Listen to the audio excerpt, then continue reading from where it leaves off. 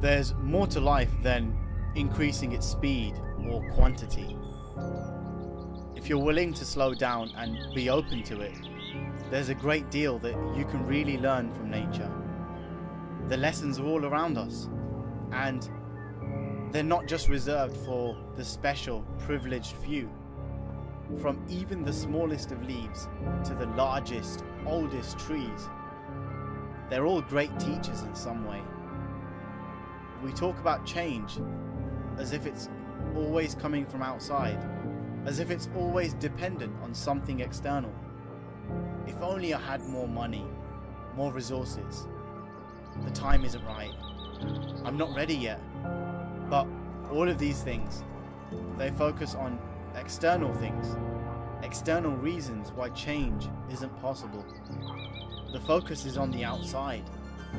Ultimately though, it's about you and you alone. The continuous and honest pursuit of any quality is what truly matters. Because if you search long and earnestly enough, you will find what you seek. Just like the roots of a tree, burrowing deep into the darkness of the soil to find nutrition and water. It doesn't have a map, it doesn't have a guide, but it finds its way, trusting itself to create light from within to find the way, trusting its thirst for growth. If there is any truth in this world, then it has to exist, not just in holy buildings and great books, but in the smallest things, the simplest of things. You can learn just as much from observing a tree or a leaf or from a stream of running water as you can from the oldest and most ancient scriptures that we have. I mean, look at the way nature is constantly changing, evolving and adapting. Isn't life like that? Look at the cycles of seasons.